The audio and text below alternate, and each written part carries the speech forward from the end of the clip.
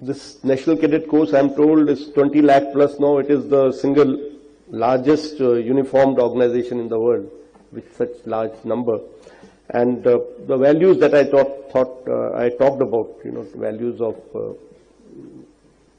the patriotism, values of unity, values of discipline, moral courage that is being taught to you.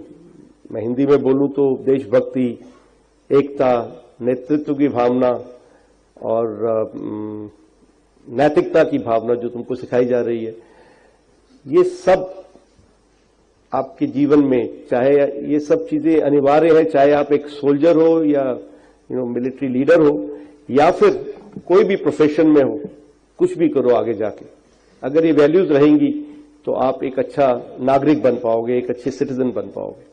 And what ever you do, it doesn't matter, how you do is what matters.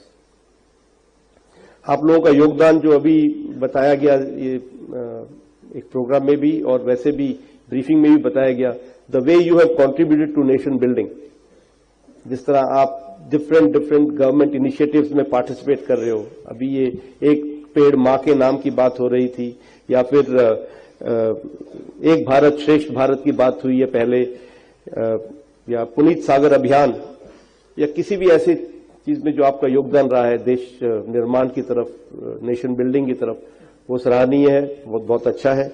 और मेरे को आज briefing करी गई है कि 3 बार NCC cadets ने mount Everest को समिट किया है, और तीसरी बार लास्ट ईयर जब हुआ था, मेरे को उनसे मिलने का मौका फिर मिला था, वो आए थे मेरे हेडक्वार्टर में.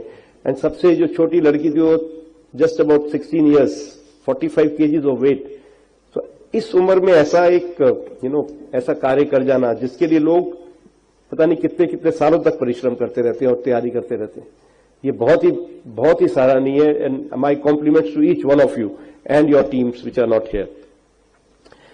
And also your contribution towards of Sindoor, जिसकी अगेन आज के प्रोग्राम में भी दिखाया गया है.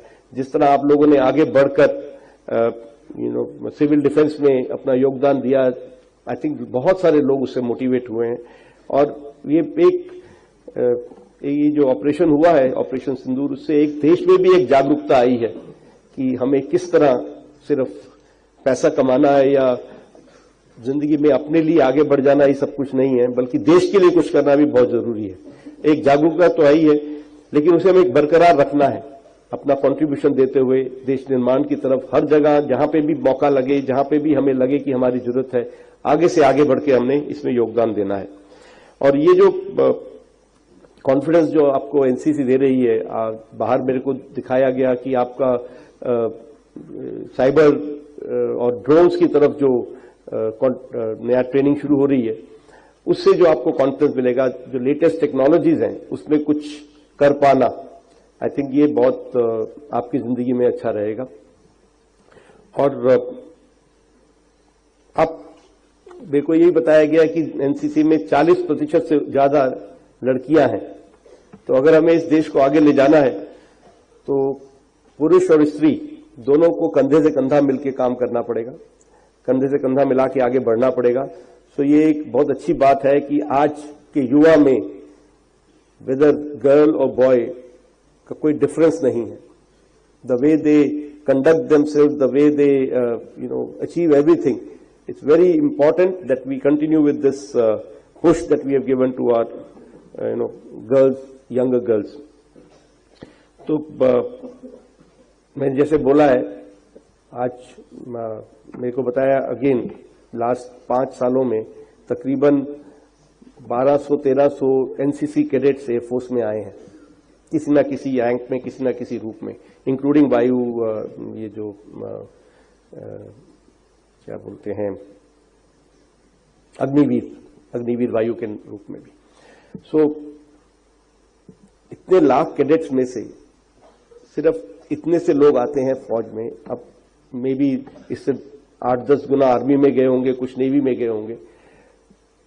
तो सब लोग फौज में नहीं आ पाते या नहीं आना चाहते. तो इसमें कोई गलत बात नहीं है कि आपने एनसीसी ज्वाइन करी लेकिन फौज नहीं ज्वाइन करी.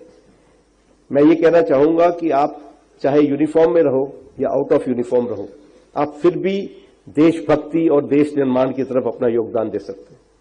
You can help build the nation even without being in uniform.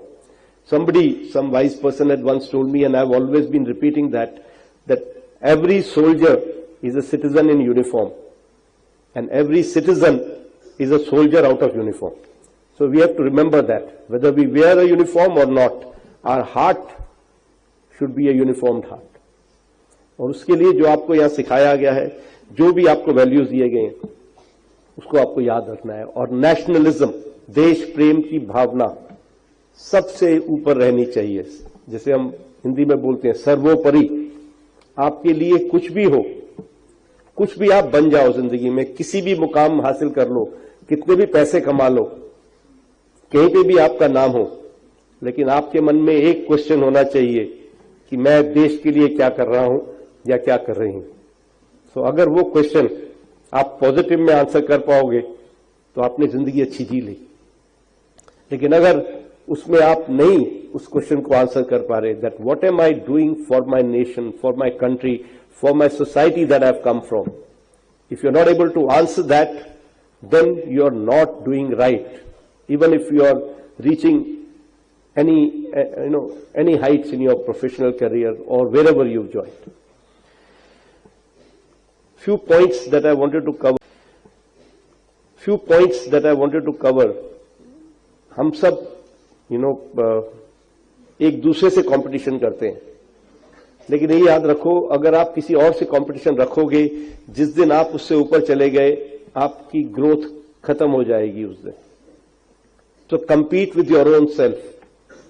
अपने आप से compete करो कि मैं हर अगले दिन पहले से बेहतर, I'll be better than my today. My tomorrow will be better than my today, is what I should be competing with. So that every day there is a little bit of improvement in myself and I am continuously growing and not stagnating. We are always afraid to try something कि शायद हम fail हो जाएं इसमें. Never ever get deterred by failure. कहीं पे कुछ चीज को गलत कर लेना या कहीं पे हार तब होती है जब आप फेल होने के बाद उठो नहीं, जब आप गिरने के बाद उठो नहीं. लेकिन आप दोबारा ट्राई करो तो वो हार नहीं है. So never ever be scared of failure. Only if you work will there be failure. People who don't work at all, they will never fail. Do your best, and sometimes something is conceived as a failure. हम सोचते हैं ये हमारा failure है, हमने कुछ करना चाहा, वो नहीं हुआ. मैंने किसी जगह का एग्जाम दिया, मैं पास नहीं हुआ, तो मैं उसको फेलियर समझता हूं. लेकिन क्या पता वही मेरे लिए डेस्टिन्ड हो. मैं अभी कई लोगों से मिलता हूं. I have studied in a government school, and there is one person who is my age, my batch, whom I met after long time, and he is a very senior official in the government. And I asked him, so he said, मैं Navyug school का पढ़ा हूं. So Navyug school I remembered कि मैंने भी जब मैं छोटा था मैंने अप्लाई किया था वहां पे, बट मैं पास नहीं हुआ. फिर भी अपने I think I have done well for my self. एक स्पोर्ट्स स्कूल है राई में. I have applied there. I have gone and attended that exam. I was physically weak, I think. So I didn't clear. I've met so many people who've done so well who have been from sports school, right? But this was destined for me. I have failed in a promotion exam. My promotion was 1 year later than my batchmates. But still I have become the chief because this was destined. तो जो गीता में लिखा है ना, कर्मण्ये वाधिकारस्ते मा फलेषु कदाचन, उसको याद रखो कि I will do my best, I will work, I will try my best, and then accept whatever comes with grace. So be ambitious in life, try for everything, but don't get pulled down by some failures in life, some perceived failures in life. आपका काम करना ही आपका कर्तव्य है. बस that is your duty, to work hard, to do well, to try to achieve something. Whether you are able to achieve or not does not matter as long as you are trying. The journey is more important than the destination. So this is something that you have to remember all your life. And yes, there are no shortcuts to success. If you have to succeed, hard work will be required. So parishram karo, do own and more hard work, but don't get locked down to some fixed ideas कि यही ही होना है या ऐसे ही करना है. Then don't, lose track of the good values that your parents and your initial teachers have taught you. The values of compassion, love, doing something for each other, helping out each other, living in harmony with each other and with nature. We saw the third program, what we are doing to this Mother Earth. So all those values which were taught to you during your initial education or by your parents, they have to be remembered.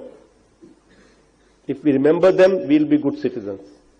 You see what is happening today. You heard the noise that was being shown. On any road in India, you start hearing those honkings as soon as you get out of your house. You see spit marks all over. चारों तरफ पान के थूक और किसी गंदगी की चारों तरफ है. क्यों है? ये सब आप और हम कर रहे हैं. अगर आप और मैं ये सीख जाएं कि हमने नहीं करना है तो ये रुक जाएगा. बूंद बूंद से सागर बनता है. We all are contributing towards that in some way or the other. By not doing ourselves, by not teaching our younger generation, by not checking our elders in case they are doing it, it is our duty that we have to understand the civic sense. हम देश को आगे ले जाना चाहते हैं. 2047 का जो लक्ष्य है विकसित भारत, उसके लिए बहुत जरूरी है कि हम अपने इनिशियल जो बेसिक्स है उनको ठीक करें. आधी प्रॉब्लम हमारी उस दिन सॉल्व हो जाएगी जिस दिन हम गंदगी को बाहर फैलाना दूर कर देंगे. एक लेन में डिसिप्लिन, सेल्फ डिसिप्लिन के साथ चलना शुरू हो जाएंगे. हर काम को सही तरीके से करवाना शुरू कर देंगे